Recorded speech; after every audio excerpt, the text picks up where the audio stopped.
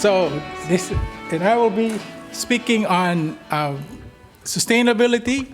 And I'm so glad that there was a plenary session last night about what could Christians add to sustainability.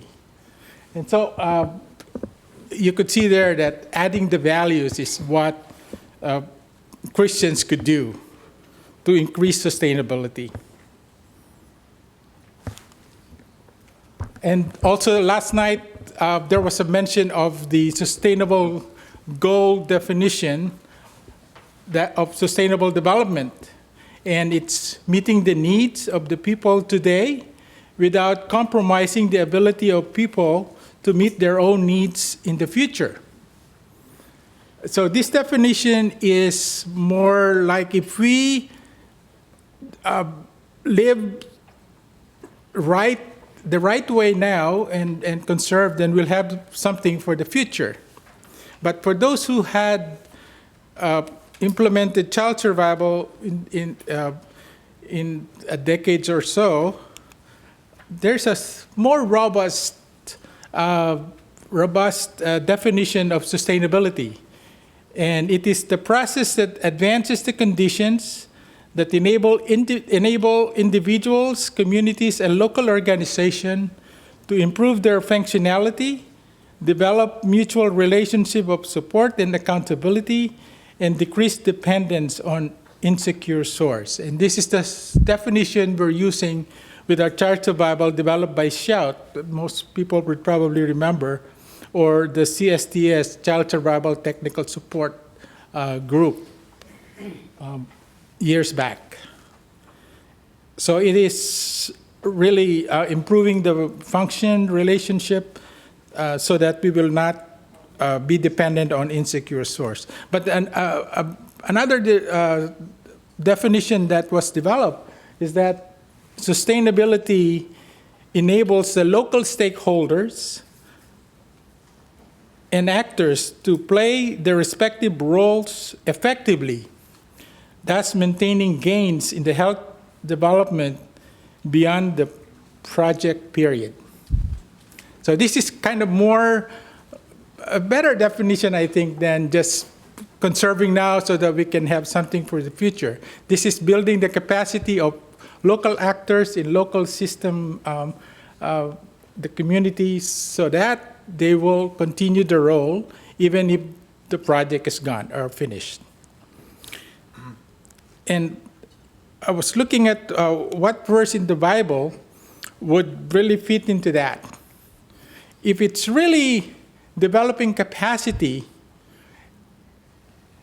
the parable of the talents, Matthew 25:24-30, really fits into it. Because in this parable, Jesus really stressed that we need to develop our talents and capacities so that we'll be sustainable in the future. And if we don't, then we know the consequences. So it's all there. So that, for me, is a better definition of sustainability. It's developing the capacity of actors in local system so that they will continue the role even if the project is over and not depend on insecure sources. And these are the things that we want in our programs. Equity, so that our intervention will reach those who need them. Coverage, as many people as possible will be covered by services. Quality of service, so that there will be improved outcome. And of course, sustainability, so that the outcome will be sustained. And so we use all these principles in our project for the maternal child health that's funded by CHAK now, the former SIDA. So that's a new name. And it's in Bangladesh. It's in the northwest of Bangladesh. And it's in the district of Nilpamari. And what's unique with this, it's actually not unique, but the north is pretty much, as you will see, something like this. It's in a river basin, wherein there are two rivers, and many parts of the year it's flooded. And this is the only superhighway that connects your community to the outside. So imagine if somebody's in labor at 2 in the morning, we would tell our patients, our clients, just, you have to go to the facility. But if the condition is like this, unless the community is organized, then there's no way. But there's a solution.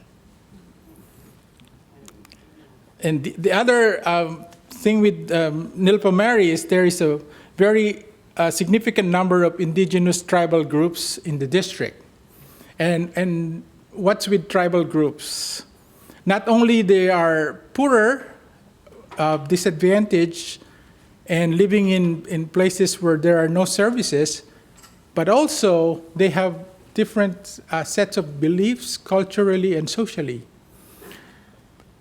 And that affects very much the prevention and treatment of illnesses, as well as the way they would access services. In one place, we did a PRA, or what's PRA? A participatory rural appraisal. And we found out that the common belief is that pregnant women were asked to eat less so that their baby will be smaller and not have difficulty of labor. And it's the same thing after delivery as well as during lactation. So this is really very harmful, but it's a common belief among tribal groups, which is having a totally beliefs than the mainstream population. So what we used in our Canadian project is pretty much similar to what we had used in child survival. And this is a really good book that we've been using in our child survival, which is the sustainability framework developed by, again, CHAK and CSTS. And it looks at the different factors that we'll be concerned of in sustainability. And this is good for planning as well as for assessment.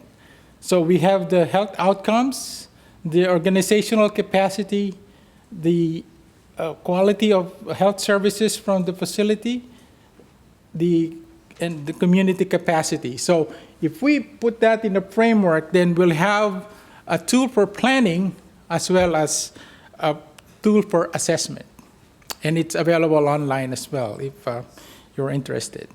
So there are steps in the sustainability framework. And what really tells us is that the sustainability has to be, what we're really after is the local system. We need to build the capacity of the local system.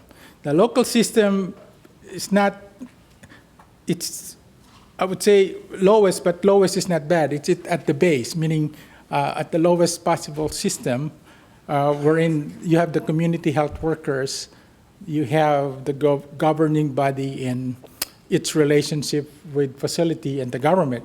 And so the steps are, first is to find out and define what is the local system and who are the actors. And then facilitate a collective visioning, and people will have to determine themselves what do they think of the condition that is sustainable. And this will be in a sustainability scenario that they will have to develop themselves. And then from then, develop indicators, do their own measurement, track them down, and later find out whether their program is sustainable or not. And I'll give you the example later. So local actors, if there are no local actors, then perhaps there's a need to develop a structure.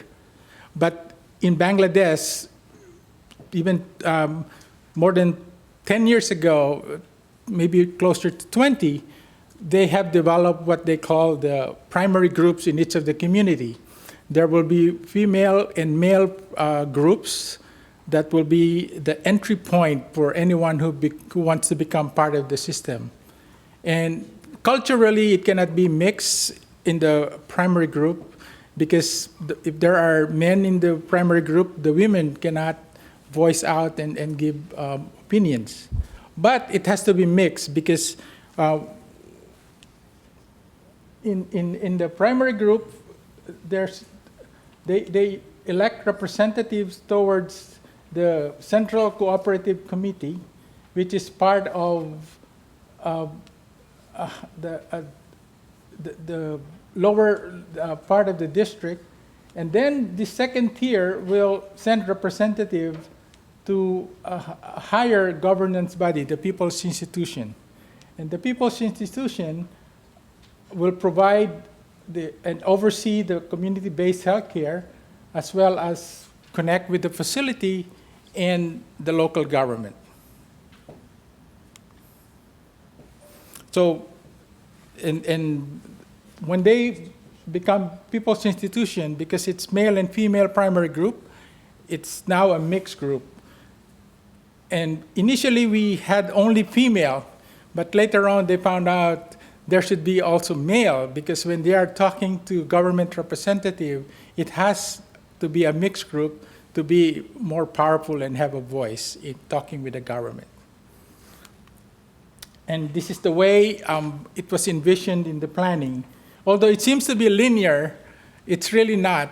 And the relationship and the interaction supposedly here will be several arrows that connect each other. But for understanding, so the primary group here is the one responsible for influencing the community clinic.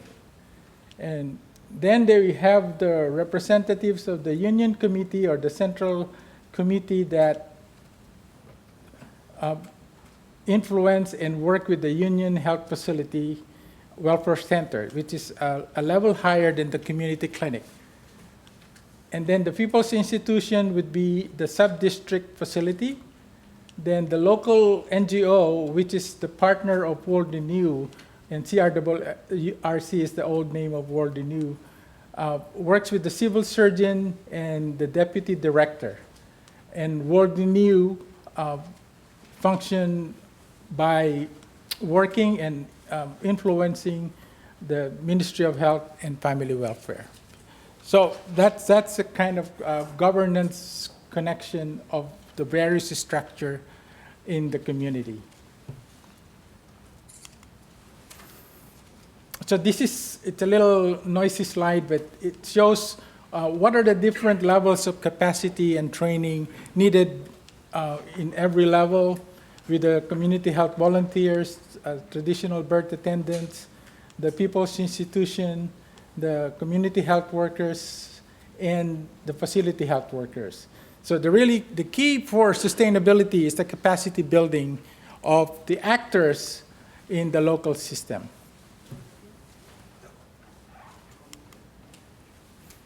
And you will see here the training of the community health volunteers. And the training is done by another a Christian institute, the LAMB, if people are familiar, the Lutheran Aid to Medicine in Bangladesh. And they have a hospital and a training center. So they're part of the program as the training facility for community health workers. It includes as well the capacity building of the members of the People's Institution on governance as well as on sustainability. They will do the envisioning, the planning, and every 6 months they will come together and look at the indicators and give a score. As you would see here, every 6 months they come and give scores, and the measurement is in a form of, these are the types of indicators that they will decide to have. The indicators are their own. It's not anything that they would choose from a list, but it's their own indicators. So for health outcomes, they make their own indicators. Health services, they have their own indicators. And organizational capacity, they create their own indicators. So, and then afterwards, they measure the growth of the different indicators. And they would look at this as the early stage until it becomes a tree. Then also they put their score in a type of radar diagram, or some people would call it the dashboard. And so you will see there from smaller to become bigger and bigger after several years. So what did we add? What could we add as Christians in the program? And last night, Doug Fountain added this list of things that we could do to add dignity, ethics, compassion, holistic transformation, and stewardship. We were thinking of just adding value, but last night I realized that you cannot just add value without influencing all these others. So it's the whole shebang that has to be part of it. So there's a value formation that's part of the training of the People's Institution. Promotion of Christian values in non-Christian contexts is what our staff is doing. So it's kind of gathering what are the positive values in the community. And you'll have justice, peace, integrity, equality, patience, love, respect, unity, and freedom. And there are also negative values that we call critical values: injustice, lack of knowledge, irresponsibility, dishonesty, discrimination, inequality, non-transparency, lack of self-confidence, and inhumanity. These are the values that they come up with and collected. And so the way they do it is they create a living tree or tree of life. And it can be also the negative values, and it could be the problem tree. But what they are doing is that, for example, in safe childbirth, they connect the health behaviors with the values. So use of antenatal services, what are the values that should be put in there? It should be love, respect, as well as use of TBAs to help them, commitment, and humanity. And they influence and celebrate on these positive values and also reinforce them using theater for development, the two-part theater wherein the problem is presented at the first and then the solution on the second part of the theater. And towards the end of the project, the women and the men of the People's Institution started to be part of the technical committee of the facility. And women who were so quiet previously found out that they could have a voice, that they can influence the policy of the clinic, of the health facility. And so you see the women here that he never did this before, to be standing there and saying what are the things that they wanted. So finding their voice by just putting them together and looking at the values really had a big impact. So I won't go to the details, but at the end of the project, there was improvement in the health outcome in all of the indicators. And I will not go. And all indicators had improved health outcome. So if there's improving capacity and multiplication of talent, then most likely the master will say in Matthew 24:23, "Well done, good and faithful servant. You have been faithful with a few things. I will put you in charge of many things. Come and share your master's happiness." If that is not sustainability, I don't know what will be more than that. And it looks like to me eternity. Anything more sustainable than eternity? I don't think there is anything more. Thank you.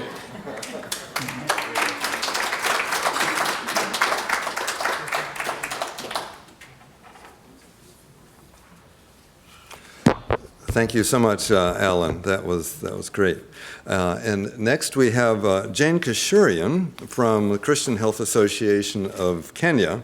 And Jane has an MPH. She's the senior nursing officer working with CHAK, Christian Health Association of Kenya, as a reproductive health, maternal, Child Health Family Planning Coordinator. She's currently coordinating the Christian Advocacy for Family Planning project, which is funded by the Bill and Melinda Gates Foundation through Christian Connections for International Health, so we have a little connection on that, and has successfully led the implementation of the Family Planning Project in Kenya and Uganda, supported by the Packard Foundation. So this is an example of a collaboration with some of the foundation donors in a new area, and both Mona and I have had the privilege of working with Jane in the field and seeing her action and just how it goes when you get down to the community level, talking with the religious leaders and the community leaders there across a very diverse group, and the results, which she nicely presented in Indonesia. So it's been a pleasure working with Jane, and I can't wait to hear what you have to say. And please tell us one additional thing about yourself that you would like us to know. Jane, welcome. Thank you.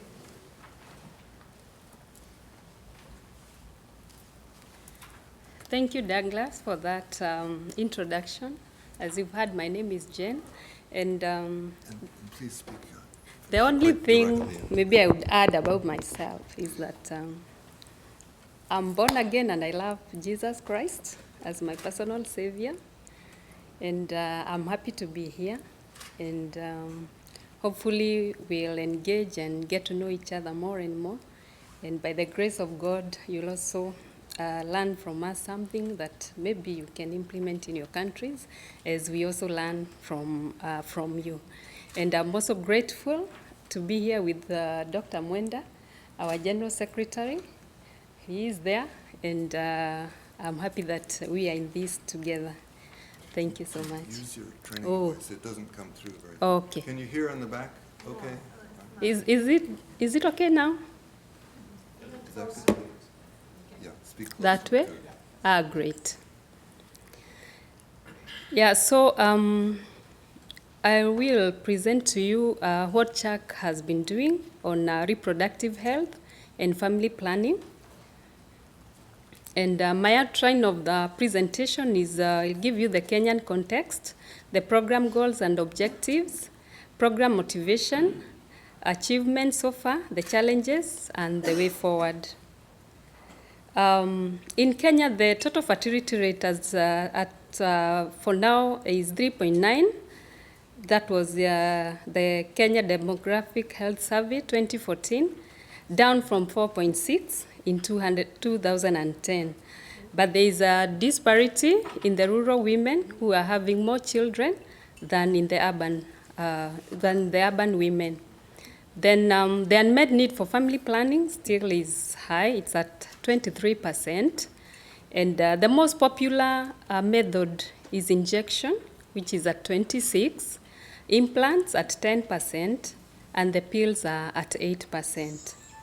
And the government of Kenya offers 60% of the modern contraceptive, while private and faith-based organizations offer 40%. So we can see how much the faith-based and private sector is playing when it comes to health issues. And the contraceptive prevalence rate is at 58, and we still have a higher infant mortality rate at 39 per 1,000 live births, and the under 5 mortality rate is still quite high at 52 per 1,000, as well as the maternal mortality rate, which is at 400 per 100,000 live births. So we really still have a lot to do when it comes to maternal and child health. And our program goal is to improve reproductive health, and we are doing this through increased CPR, contraceptive prevalence rate, reduced unwanted and mistimed pregnancies, lowered incidences of unsafe abortion, and reduced maternal morbidity and mortality, as well as decreased fertility rates over time. And our objective for reproductive health is one is capacity building And this we are doing to the healthcare workers. We work with our the faith-based organizations which are affiliated to CHAK, and we have more than 500 of them cutting across the country. And also we work with the community health volunteers on reproductive health and family planning. We also sensitize the religious leaders to champion reproductive health and family planning, because we know religious leaders are very key when it comes to the community's strategy, and especially more that they know their community very well, and they are people who are respected. They are people who people listen to, and they actually do what they say, because they are very, very influential in the community. And we also want to create and sustain demand for reproductive health and family planning. As we have seen from the data, we really need to work very much towards achieving this goal, and also advocate for resource allocation. Right now in Kenya, we have devolved government, where we have the counties versus what we had initially, where we had the government taking over. Yeah, the national government doing everything. Right now we have the counties, and every county is responsible for the health. So how much are they allocating for health? How much are they allocating for family planning? Those are issues that we are really dealing with. And then, of course, the disseminate lessons learned in forums, so that people can implement or borrow from what we are doing. We also have some program motivation, and one, CHAK's commitment to support member health facilities, because as I said, we have more than 500 health facilities which are affiliated to CHAK. And in these facilities, we have poor access and utilization of family planning, and also the unmet need for family planning services, as mentioned. And also we have declining attitude towards family planning use. So we want to ensure that family planning is actually increased in these facilities. And also capacity building needs. And in this we need the skill part of it, so that the nurses and the clinical officers, the doctors are able actually to offer the services. And we have a gap in training, because most of the time you find that when there are trainings, they only target the government institutions, and faith-based are sort of left out. So we really have a huge gap in that. And of course, there is a lack of men support and involvement, and this is due to many issues surrounding family planning, and especially when it comes to men involvement. And we actually want them to be involved. And how can they be involved? Even if they won't go for vasectomy themselves, can they accompany their wives to the facilities? Can they even pay transport for these mothers to go for family planning? That is still involvement. And also need to enhance supply and demand side interventions. And in our country, we get supplies from the government, and at times it's difficult for faith-based, because when the commodities are few, yeah, they tend to give them to the government facilities first. So what about the faith-based? So when a mother comes and maybe she wants an implant and there is no implant, it is a challenge. So that, and as much as we are using also the religious leaders to create awareness, we'll have then to make sure that there is adequate supply in our facilities. Not forgetting the motivated staff, because it was very good listening to the presenter yesterday, who said that apart from when we were doing the grant making, you also need the staff. Yeah, how much are we supporting our staff? And in CHAK, this is actually happening. We have team buildings, and as you can see in our photos there, we go out and enjoy ourselves. And even our boss, yeah, walks in his, open shoes, and there we are, chatting with him, and we get acquainted to each other.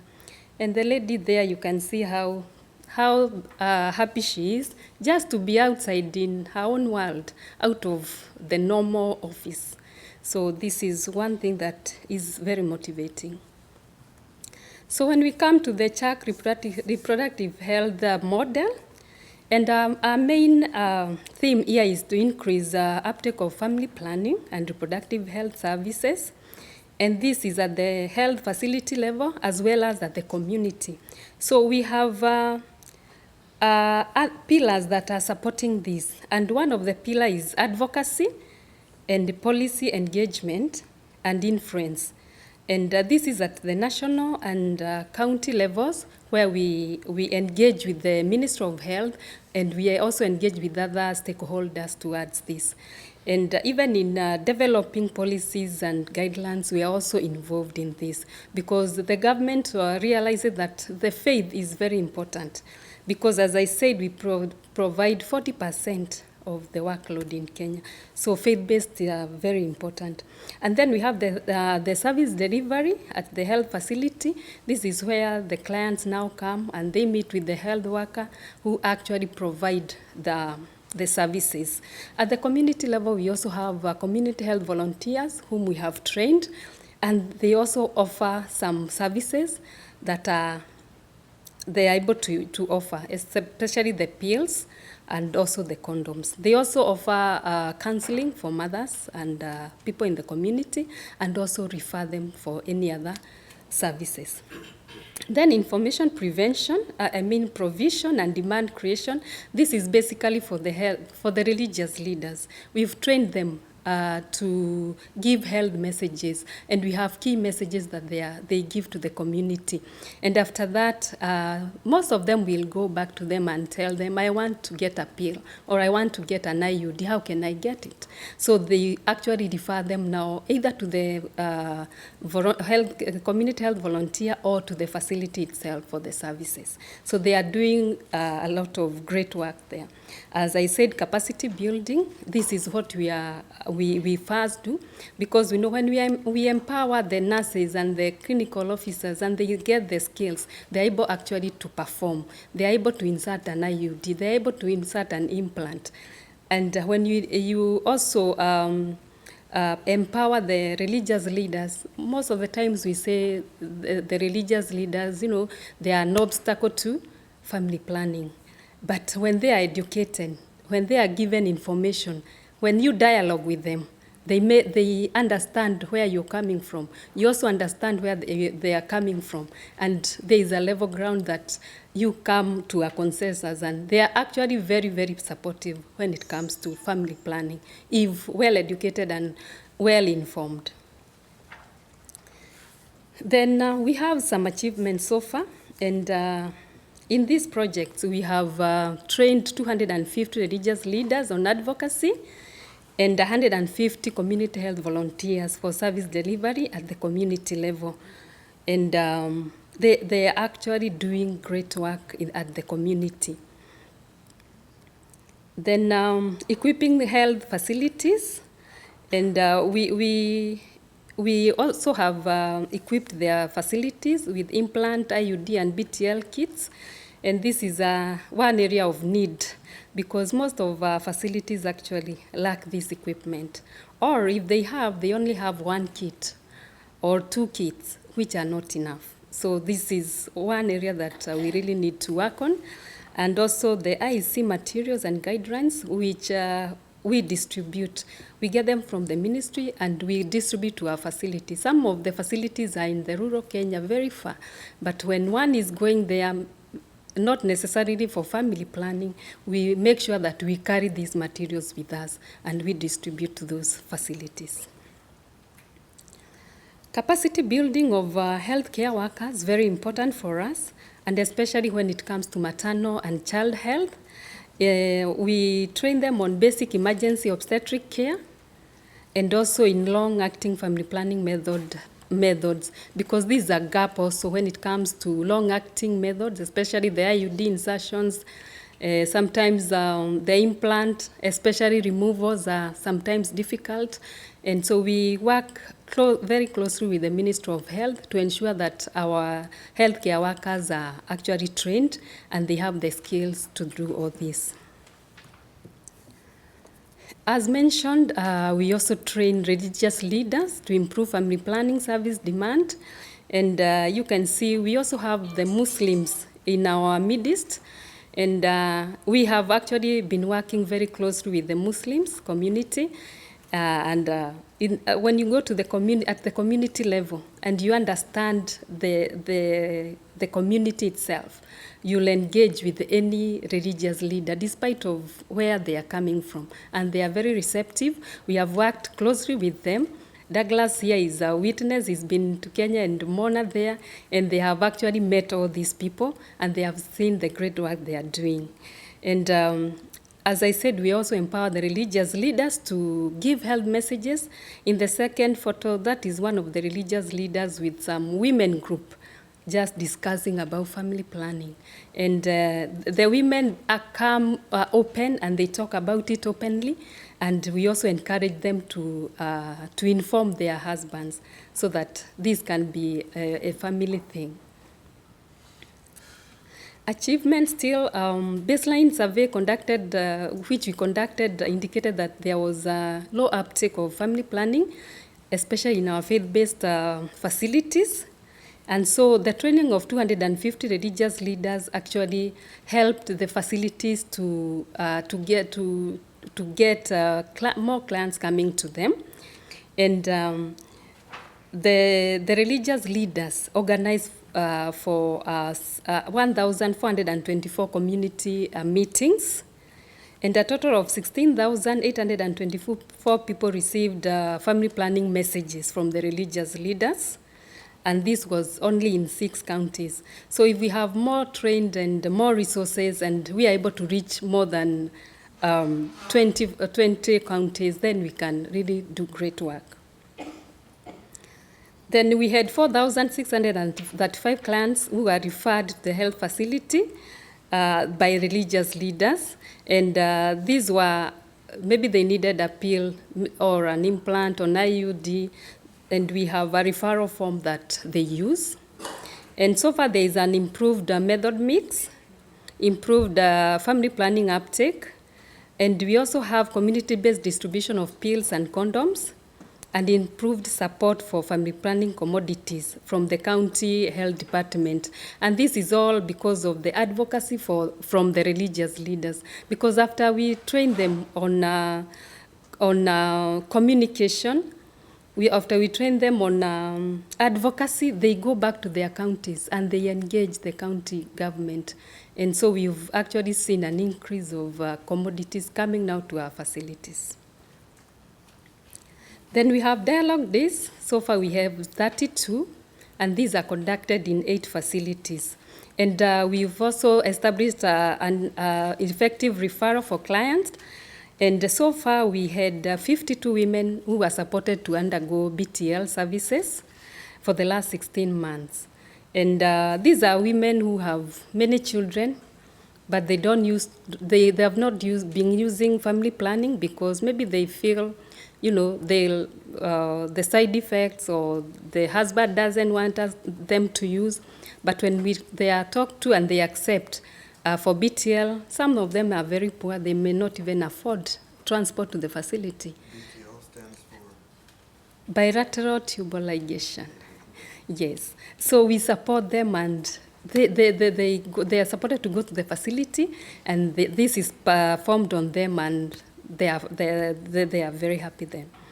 And then increased male involvement, as I said, we are seeing more women accompanying and paying for their spouses to receive family planning services. And actually 2 out of 8 health facilities reported stock out. Initially we had 6 of them reporting stocks out. So due to the religious leaders' advocacy, then we have seen an improvement with the stocks.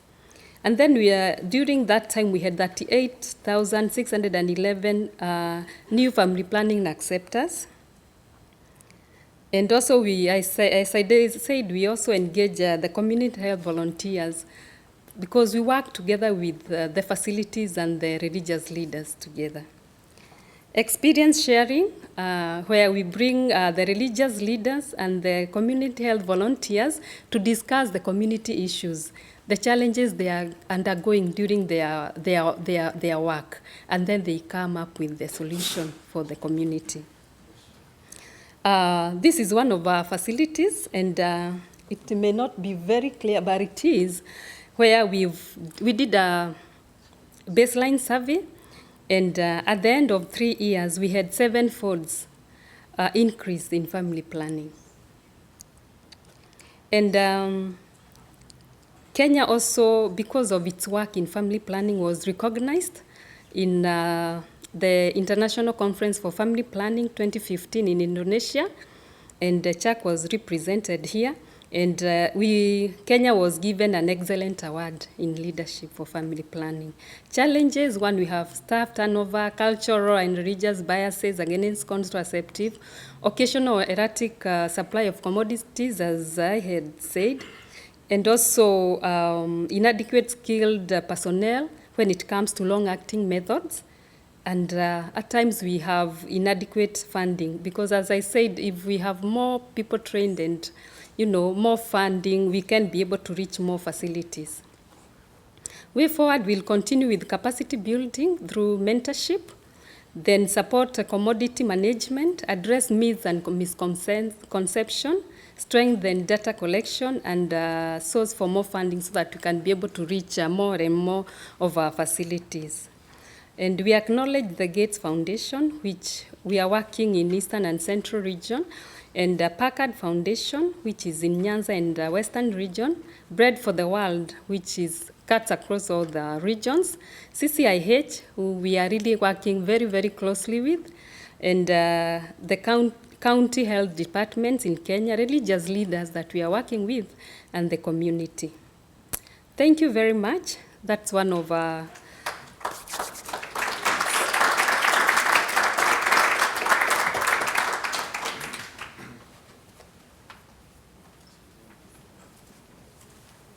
Thank you very much, Jane. It was really a delight to see and for me personally, to sort of witness firsthand the multiple things that need to be put in place to make services work well, including things that we don't usually think about. Advocacy by religious leaders to get the commodities in place.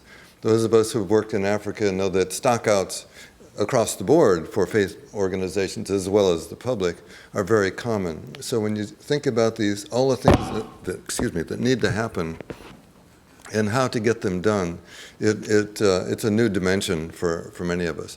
And I know that we have several epidemiologists and data-driven people in the audience, which is great. And just to point out on that one slide that was showing the bar graphs, it's across all methods that had dramatic increases in level. Pills, condoms, but also intrauterine devices, implants, and now voluntary contraceptive sterilization. So they've really fulfilled the needs across broadly. And having lived in Bangladesh and worked in those areas that flood every year, it brought home a lot of what the community really can do when they're fully engaged. But let us open it up to questions for our presenters, if any of you have some. Yes. Yes.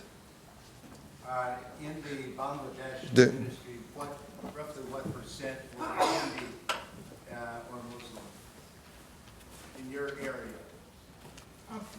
Maybe about 20%. Yeah, it's a mixed tribal and Muslim. Alan, it's hard to hear you. Why don't you use this microphone and then after that we'll come up. It's on. It's maybe about 40% Muslim in the area. Douglas, you don't have to repeat, but in the future, just if you use that one, we'll get it on. Okay, all right. So other questions? Yes, let's start over here.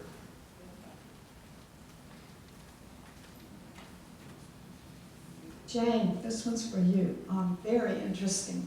But I'm wondering how you're going to follow up with all the people that you trained, whether it's the religious leaders, the nurses, so on, community health workers.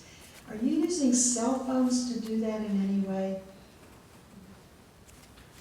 Would you come up and use this? Yeah. Thank you so much. For the follow-up, we have quarterly meetings with community health volunteers and religious leaders. And also these these community health workers and religious leaders are attached to a health facility. So they actually get support supervision on a monthly basis from the facility.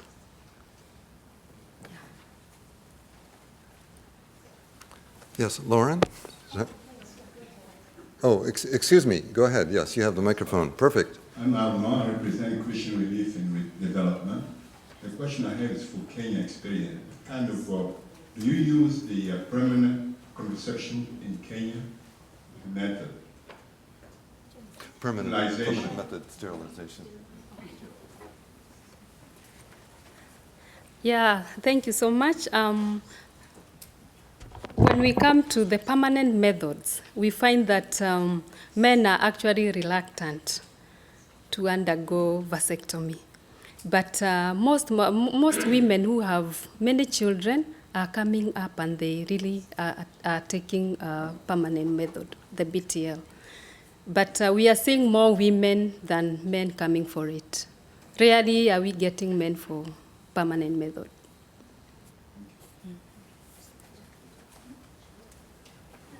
This is either for Jane or Alan, really. It's a general question about how to address the barriers of husbands and men in family planning and just reproductive health and family health in general.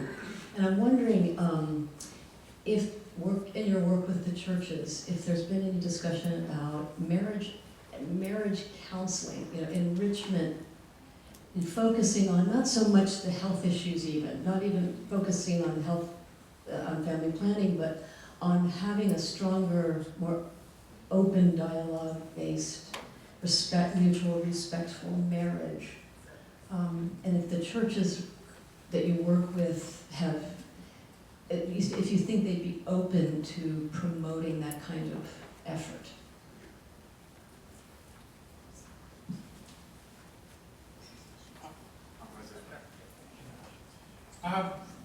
What we found is that the theater for development, the skits and the drama, is very effective. And as I mentioned earlier, the theater for development is a two-part team. So if they found out that men doesn't participate, the first part of the theater for development would be the problem. They will do a formative study of what the problem is with the men, and then get a solution from the people. And then the second part of the theater will be the solution. So that is something that is very popular in the area. Jane, do you want to? Let Jane.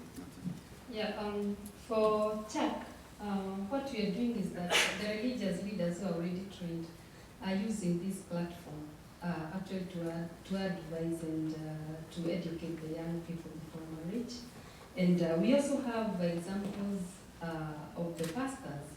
You know, the pastors become like champions when they themselves, they are doing the family planning and they're engaging the husband and wife in counseling and in, when it comes to family planning, they actually become an example to the community. And more so they talk it openly, especially when they have sessions with couples.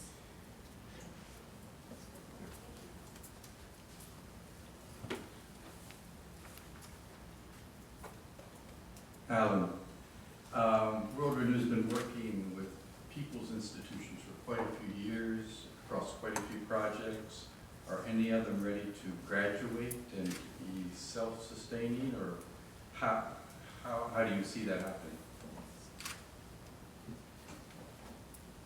The beauty of the People's Institution is the government has a big part of it. So they are promised that when they graduate, the People's Institution becomes a certified non-government organization. So they can look for funding and they're given certificate. So it's an incentive really to improve their capacity so that they will be a certified NGO by approved and recognized by the government. And there are already some that have graduated. And that's the aim of all the people's institution, that they can work and act like an NGO. So that's part of the deal. Mona.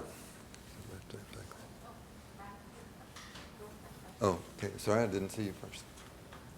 It's also for Dr. Talens. Your focus was on Christian values and partly on Christian values in non-Christian communities or cultures.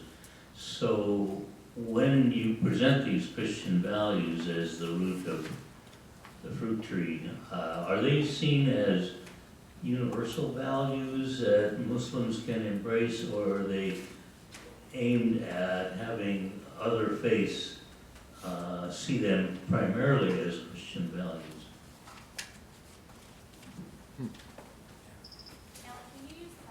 Sure. Yes. And people know that we are a Christian organization, and we don't have to say that these are Christian values, but just values, and it's pretty generally accepted. But they understand that as a Christian organization, it's part of the Christian values. So, but it hasn't been a problem. Yeah.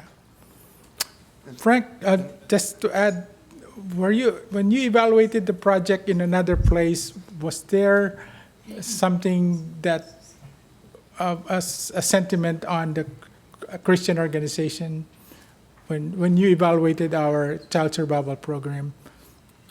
I just remember being very impressed at how ecumenical it was, and that how compatibly so many different groups were working together in the same this Yes. community. I thought it was a great example of that, and so an example of the values being Christian values being accepted as universal values. Yes.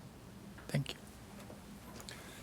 And before Mona asks your question, just to point out, those of us who've worked in other Muslim societies like Afghanistan, there's texts from the Holy Quran that also support birth spacing. And so as you talk with mullahs and men, Islamic leaders, there's traction with many of the messages that we have for the same reasons, health, and the well-being of children and mothers and families. Mona. Alan and Jane, thanks for your presentations. I'm just curious, there are many groups in here that have different capacities. So you both have great programs and tools, and I'm wondering if one wanted to start a similar program or to look at your tools, do you have things that you would be willing to share with other faith-based groups in the room?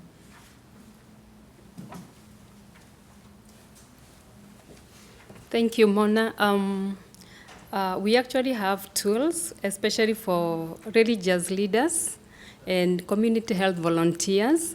We developed some tools for their reporting. And also we adapted a curriculum for religious leaders training from WHO, and which we can be able to share with whoever is interested. Thank you. Alan, did you want to address that?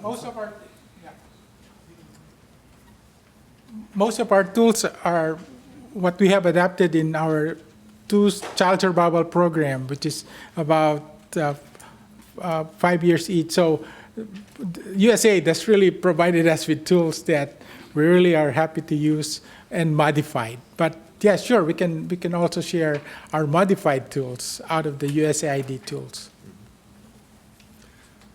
Yeah, I think we sometimes want to reinvent the wheel as faith-based organizations, and where there's compatibility with, evidence-based materials that are grounded in good science and good healthcare practices, we should be open and willing to use them. And I know our colleagues in the secular world and donor world also appreciate that when we don't feel like, well, we have to make this a specific Methodist or evangelical kind of set of messages with regard to things that are universal value.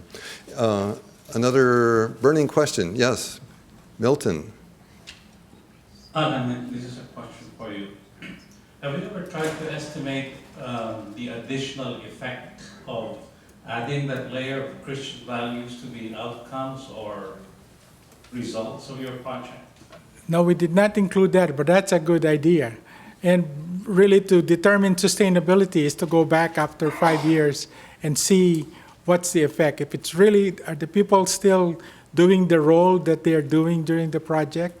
And with what I saw with the women, I don't have any doubt in my mind that they will still do that with the energy and the discovery that they found that they have the voice and that the government is listening to them. For sure, they will continue the role even when we're gone. Yeah. Okay, I don't see anyone else jumping up at the moment. Just a point on permanent methods that was raised. Many of the large demographic and health surveys show that of the unmet need for family planning, in some cases it's 40 or even 50% of the unmet need is for couples that want to limit rather than space. So while we talk about healthy timing and spacing of pregnancy, most couples end at some point where they want to space forever after that. So it's a practical matter, and the demand and the request for bilateral tubal ligation actually came from the community. I think we have finished. I really appreciate all that we've heard, and thanks for your good questions. Let us give our presenters a great round of applause.